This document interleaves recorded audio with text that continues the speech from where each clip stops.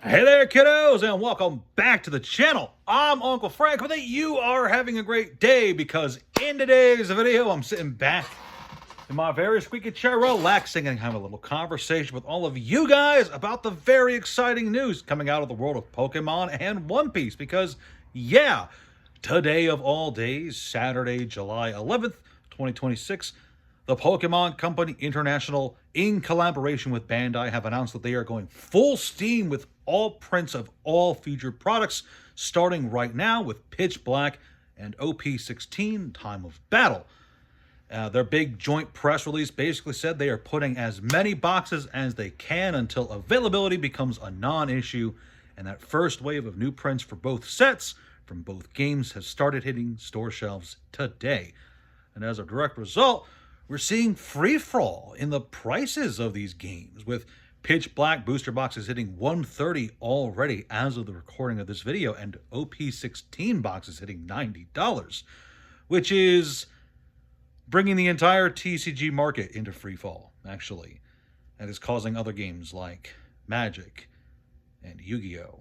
And Flesh and Blood and Force of Will and Lorcana to also see dips downward as their players and collectors and sellers anticipate more print waves for their games.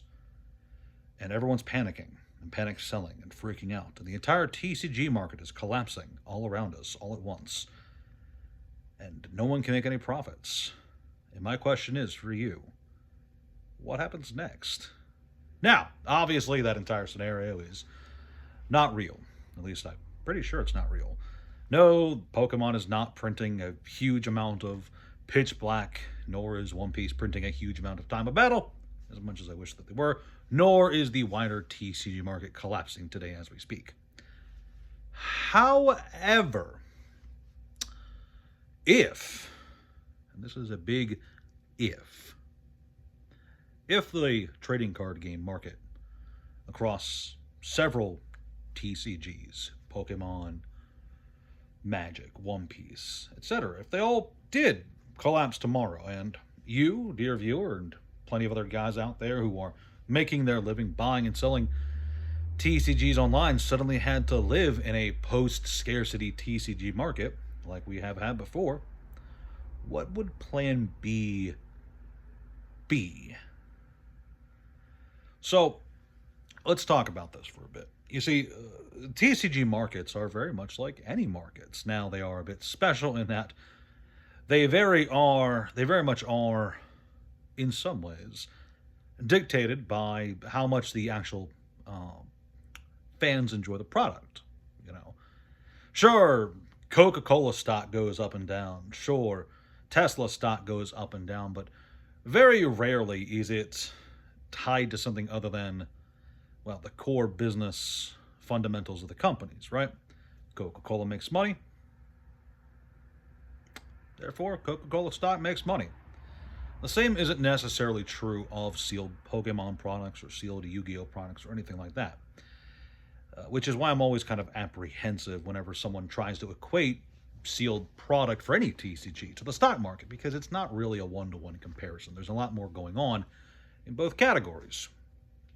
But something that does happen to both categories, something that does unite them in a way, is that both are in flux.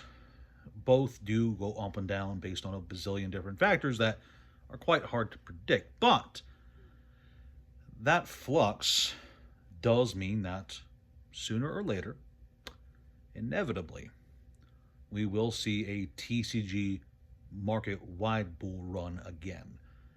And I could say that with some confidence. Not a guarantee, not a promise, not an iron hard rule, but I am confident that sooner or later, the current state of the market with Pokemon, One Piece, Magic, etc., I can believe that it will shift, and shift aggressively. Kind of rubber band up and down, because I've seen it before several times. And based on what I've observed in previous cases of market shifts, taking into account just how insane the market is now, and just how much room there is for the rubber band of the market to switch in the other direction, I do believe that if or when the TCG market shifts to a more, more bearish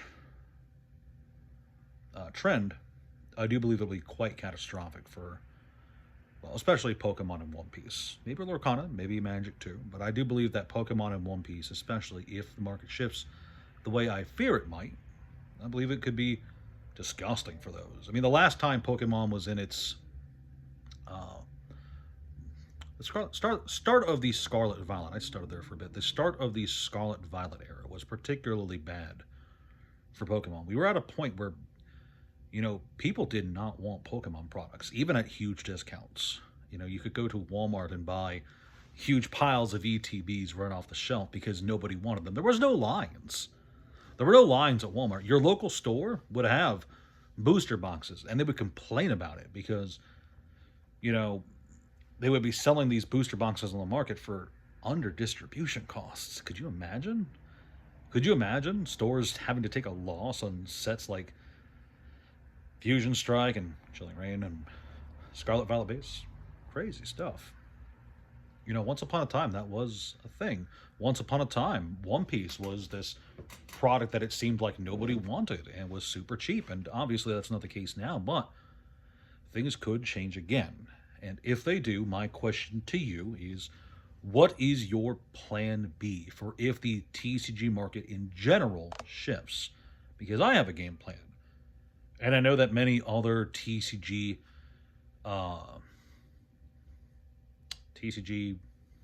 involved? No. Content creators? No. Vendors. Yeah, that's a good word.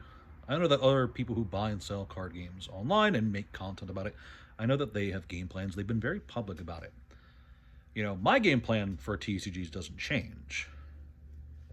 It's bulk. I fucking love bulk.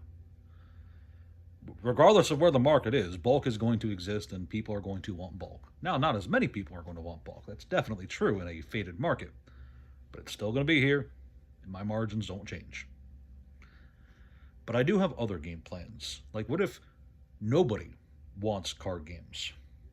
Not just nobody wants expensive cards or nobody wants bulk cards, or what if nobody wants TCGs in general? Well, if there's an absolute market crash where nobody's buying card games because it's just a fad that died and all that jazz. And again, I'm not saying it will. I'm saying that there's a chance that it could trend downwards for 2 to 5 years. That's not unbelievable, is it? If things go south for a long period of time and all these super high-end investors who sit out in front of Walmart and Target for 6 hours to score a Pokemon drop suddenly find that it's impossible to sell their ETBs for anything even remotely resembling a profit, what's their game plan? Now, it's not exactly as if the TCG market is the entire collectibles market. Sure, Yu-Gi-Oh!, Pokemon, Magic, those are nice. Those are nice. But let me tell you something. Unless there's a full-on, actual, factual, genuine recession in the U.S., and I don't hope one of those happens in my lifetime at least. I don't hope, But unless there is a big market, entire wide crash, there's other things out there beyond TCGs that are still very desirable and for the most part largely untapped. I mean, the retro video game market. Yes, I know during the COVID boom there was a huge spike up for retro games, but in the years since then things have really calmed down. In fact, I was going to talk about this on its own video, but like copies of The Legend of Zelda from local retro game stores, like the original Legend of Zelda, the golden cartridge for the NES, I bought one recently for cheaper than it was before the COVID boom, and I thought that was pretty interesting.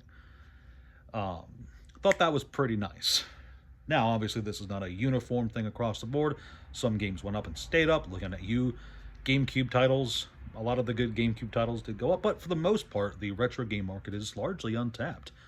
And the cool thing about retro video games is it's a growing market. And by that I mean, no, I don't mean more people are entering the retro game market. I mean there's more product entering the retro game market because every year more and more video games become retro. I mean, at this point, I would genuinely consider the Xbox 360, the PlayStation 3, the Wii. I would consider those retro.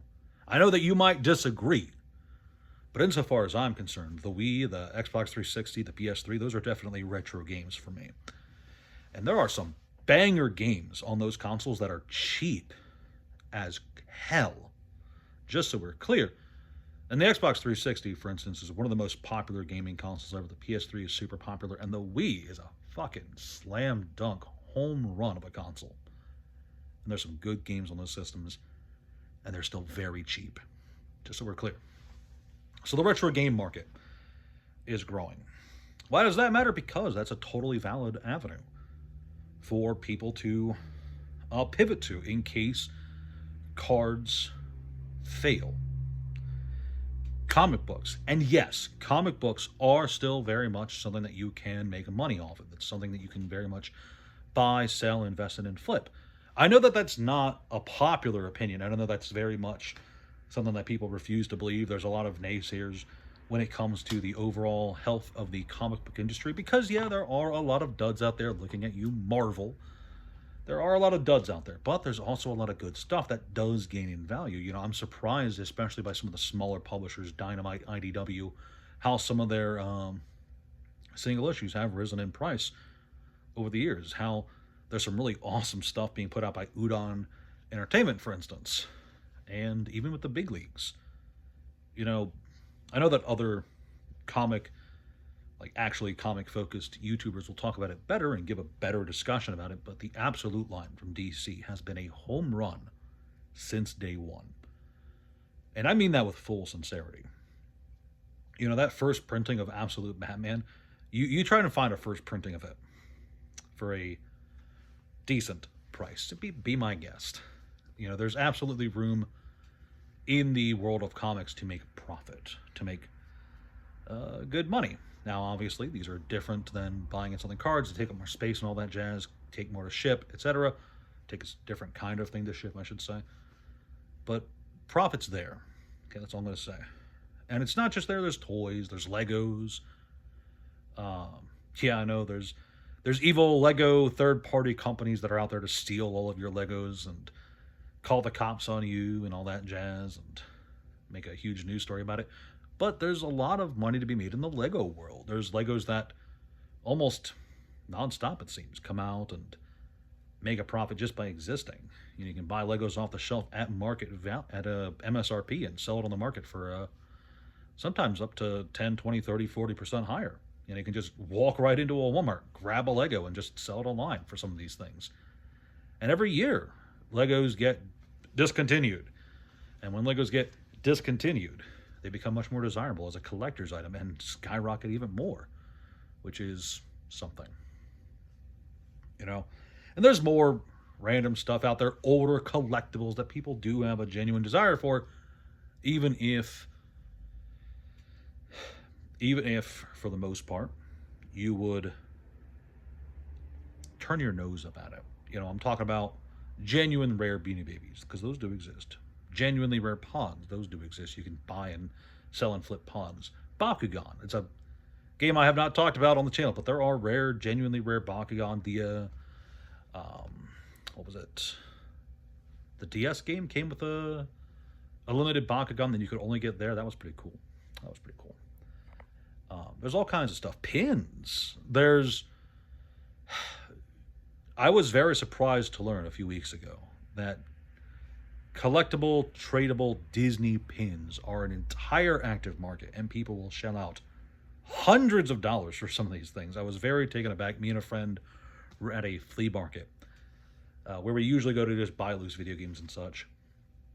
And there was this little side event they were having there where a bunch of people were buying and selling Disney pins, and I was very shocked to see the price tags on some of these Disney pins. I was even more shocked to see people trading these pins around. It was wild. So there's entire markets out there that you might not even be aware of, that you might not have never considered, that are untapped, still have a lot of room to grow, and have very, very enthusiastic customers. And again, if trading cards are, as a whole, as a whole, as the entire market, not just Pokemon, not just One Piece, not just Magic or whatever, if the entire TCG market goes under, are you able to pivot? Because I hope the answer is yes. You know, do you have the right knowledge? Obviously, you can't touch everything, but having a game plan, you know, if the TCG market goes belly up for 2 to 5 years, like I said, I think it's wise to have a backup plan, to have a plan B at the very least, and to have that backup plan already in place. I'm not saying that you need to be exposed to everything. I'm not saying that you have to have an entire part of your web page dedicated to selling video games or toys or Legos or whatever. But I am saying, you know, if you're on eBay, like, you know, sell some old video games on eBay. Sell some old Legos on eBay. Just to get a feel for the market, get a feel for what people are actively into. You know, because markets shift all the time. The Pokemon market has shifted aggressively in the past, and I think it could happen again. And if that does, if you are someone who's genuinely interested in sticking out for the long term in the world of collectibles, and Pokemon is your only exposure to the collectibles market, and Pokemon goes belly up again, it would behoove you to have knowledge on something else, anything else. I don't care what it is. And I've given some examples in this video, but I know that there's plenty of other things out there that are genuinely desirable, genuinely collectible. Retro books, you know, historic books. That's a total market. I was surprised with the price tag of some of those. But what I'm trying to say in this video is diversification is awesome, not just in the world of TCGs, in the world of collectibles in general. Having broad exposure to the collectibles market will be a boon when any one corner of that market goes belly up. And sooner or later, markets do go belly up. I don't care how healthy you think they are. I don't care how robust you think they are. I don't care if you think that the Pokemon market can only go up for 100 more years. It's not how it works. No one can predict the future. And I genuinely believe that just having the ability to pivot is very useful. That's all I got to say. So thank you very much for watching. Please like, share, subscribe. Check out the Discord, the Patreon, the TCG Player, and my eBay link. Those are, I think, all in the description below. And yeah, leave a comment. Tell me, you guys, what you think. Tell me, you guys, what you think. Yeah, that was a sentence. Ciao! Every time.